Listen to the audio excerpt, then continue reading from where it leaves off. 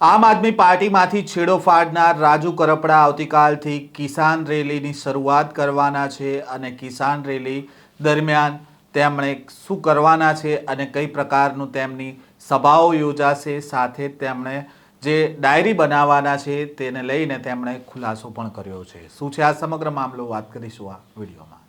વૈષ્ણવજન તો તેને કહીએ જે પીડ પરાઈ જાનાને રે।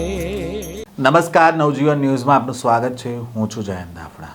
આમ આદમી પાર્ટીમાંથી છેડો ફાડનાર રાજુ કરપડાએ જે તે સમયે આપમાંથી રાજીનામું આપ્યું હતું ત્યારે તેમણે આમ આદમી પાર્ટી ઉપર ગંભીર સવાલો ઉઠાવ્યા હતા। સાથે જ આમ આદમી પાર્ટીના નેતાઓ સામે પણ તેમણે સવાલો ઉઠાવ્યા હતા અને ખેડૂતો સાથે તેમણે મીટિંગો કરશે અને ખેડૂતો સાથે ચર્ચા કરશે, ત્યારબાદ તેમની આગળની રણનીતિ તેમણે જાહેર કરશે તેવું આહવાન કર્યું હતું। તેવામાં થોડા દિવસ પહેલાં રાજુ કરપડા દ્વારા જાહેરાત કરવામાં આવી હતી કે તેમણે 19 તારીખથી કિસાન રેલી કાઢવાના છે અને આ કિસાન રેલી છે તે અનેક જિલ્લાઓમાં જઈને ખેડૂતો સાથે સભા કરશે અને ખેડૂતોની સભા દરમિયાન તેમના મુદ્દાઓ શું છે, તેમની તકલીફો શું છે તે જાણવાનો પ્રયાસ કરવામાં આવશે અને આ જે કિસાન રેલી છે તે તુલસી શ્યામથી લઈને સુદામણા ગામ સુધી આ કિસાન રેલી છે તે ફરશે અને આ જે ગામે ગામ તે કિસાન રેલી જે ફરવાની છે તેને લઈને આજે તેમણે મોટી જાહેરાત પણ કરી છે અને કઈ કઈ જગ્યાએ રાજુ કરપડાઓની સભા થશે તે પણ તેમણે જણાવ્યું છે। સાથે જ તેમણે કહ્યું છે કે કિસાનોનું સંગઠન બનાવવામાં આવશે અને જિલ્લા કક્ષાએ કિસાન સમિતિ પણ બનાવવામાં આવશે અને ખેડૂતોને મળતા ભાવ, ખેડૂતોનો દેવા અને ખેડૂતોના સિંચાઈના પાણીની જે તકલીફો છે તે બાબતે જિલ્લા કક્ષાએ રજૂઆત કરવામાં આવશે અને આ મામલે સરકાર સુધી પણ રજૂઆત કરવામાં આવશે તે પ્રકારનું તેમણે નિવેદન આપ્યું છે। પહેલા તો શું કહી રહ્યા છે રાજુ કરપડા, તેમને સાંભળીએ। નમસ્કાર સાથીઓ, જય કિસાન। હું રાજુ કરપડા। આવતી તારીખ એટલે કે 19/3/2026 સવારે 10 કલાકે તુલસી શ્યામ એટલે ગીર સોમનાથ જિલ્લાના તુલસી શ્યામ ભગવાનના દર્શન કરીને ખેડૂત સંકલ્પ યાત્રાની શરૂઆત થઈ રહી છે।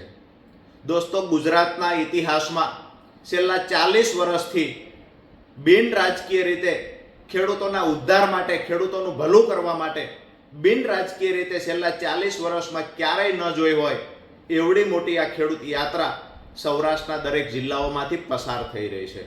ખાસ કરીને યાત્રાનો જે ઉદ્દેશ છે કે ખેડૂતોને કેવી રીતે સમૃદ્ધ બનાવી શકાય, કેવી રીતે ખેડૂતોનું મજબૂત સંગઠન બનાવી અને જ્યારે રાજકીય પાર્ટીઓ ખેડૂતનો માત્ર વોટ બેંક તરીકે ઉપયોગ કરી રહી છે એ રાજકીય પાર્ટીઓને ખેડૂતોની તાકાતના દર્શન કેવી રીતે કરાવી શકાય, જેના માટે મજબૂત ખેડૂત સંગઠન બનાવવું, ત્યારબાદ દરેક ખેતર સુધી સિંચાઈનું પાણી પહોંચાડવા માટે આવનાર દિવસોમાં શું કરી શકાય, ખાસ કરીને ખેડૂતોને પૂરતા પાકના ભાવ મળે, ખેડૂત દેવામાંથી બહાર કેવી રીતે નીકળી શકે, આ તમામ મુદ્દાઓને લઈ અને સૌરાષ્ટ્રના તમામ જિલ્લાઓમાં ચર્ચા કરવામાં આવશે।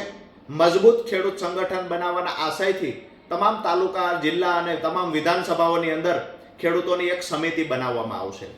મહત્વની વાત એ છે કે લાંબા સમયથી ખેડૂતો માટે તમામ રાજકીય પાર્ટીઓ વાતો કરે છે, પરંતુ ક્યાંક ને ક્યાંક ખેડૂતોનો માત્ર વોટ બેંક તરીકે ઉપયોગ થયો હોય આવું દેખાય છે। તો મજબૂત સંગઠન બનાવી અને ખેડૂતોના યોગ્ય મુદ્દાના યોગ્ય નિરાકરણ માટે આગામી દિવસોમાં લડત લડશું। એના જ માટે દરેક તાલુકા અને ગામડા સુધી સંગઠનનો વ્યાપ વધારીશું। ખાસ કરીને યાત્રાનો જે રૂટ છે તો એમાં તુલસી શ્યામથી 19/3/2026 સવારે 10 કલાકે પ્રસ્થાન થશે। ત્યારબાદ રાત્રે સાવરકુંડલા ખેડૂત સભાનું આયોજન કરવામાં આવશે। એ જ દિવસે એટલે કે 19/3/2026 સાવરકુંડલામાં ખેડૂત સભા યોજાશે। ત્યારબાદ 20/3/2026 સાંજે 5 કલાકે અમરેલી સિનિયર સિટીઝન પાર્કના ગ્રાઉન્ડમાં ખેડૂત સભા યોજાશે, જેમાં ખૂબ મોટી સંખ્યામાં ખેડૂત અને ખેતમજૂરો ઉપસ્થિત રહેશે। એ જ દિવસે એટલે કે 20/3/2026ની સાંજે 8 કલાકે ધારી ખાતે ખેડૂત સભાનું આયોજન કરવામાં આવ્યું છે। એમાં પણ ધારી, બગસરા આસપાસના મોટી સંખ્યામાં ખેડૂતો સભામાં ઉપસ્થિત રહેશે।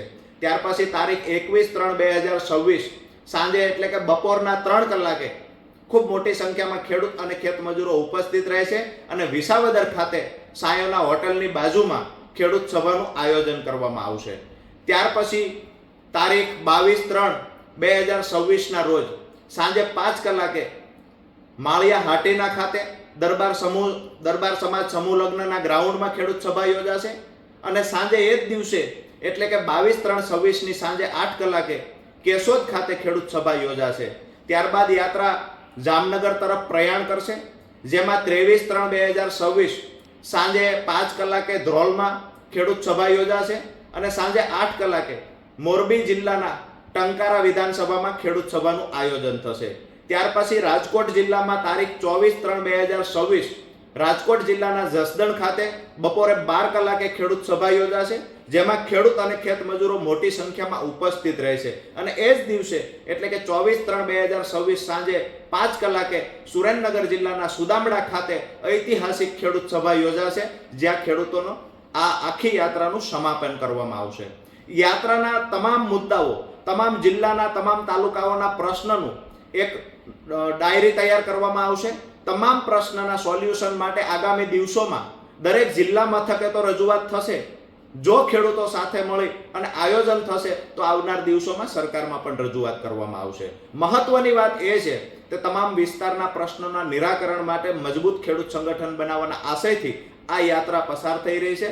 આ યાત્રા તમામ તાલુકા જિલ્લાઓમાંથી નીકળી રહી છે. ત્યારે તમામ પત્રકાર મિત્રોને, ખાસ કરી સામાજિક ધાર્મિક આગેવાનોને અને જ્યારે બિન રાજકીય લડત છે, બિન રાજકીય આખો કાર્યક્રમ છે, ત્યારે ખેડૂતોને પ્રેમ કરનારા તમામ રાજકીય પાર્ટીના લોકોને પણ કહીએ છીએ કે યાત્રાને સફળ બનાવવા માટે ક્યાંક ને ક્યાંક જે કાંઈ મદદ થઈ શકતી હોય એ ખેડૂતો મોટી સંખ્યામાં ઉપસ્થિત રહે અને યાત્રાને સફળ બનાવવા માટે ક્યાંક ને ક્યાંક અમારો ઉત્સાહ વધારવા માટે થઈ અને આપ સૌ આગળ આવો. આપે સાંભળ્યા રાજુ કરપડાને. તેમણે કહ્યું છે કે ગામે ગામ ફરશે અને ખેડૂતોની જે સમસ્યા છે તે મામલે તેમણે ડાયરી બનાવશે અને આ ડાયરી જે બનાવવાના છે ત્યારબાદ તેમણે આ સમસ્યાઓ જે ખેડૂતોની છે તે જિલ્લા કક્ષાએથી લઈને સરકાર સુધી તેમણે રજૂઆત કરવાના છે. ઉલ્લેખનીય છે કે જે તે સમયે વિસાવદરમાં ગોપાલ ઇટાલિયાએ આમ આદમી પાર્ટીમાંથી ઉમેદવારી કરી હતી ત્યારે પણ તેમણે ડાયરી બનાવી હતી અને હવે આમ આદમી પાર્ટી છોડ્યા બાદ રાજુ કરપડા છે તે પણ હવે ડાયરી બનાવવાના છે અને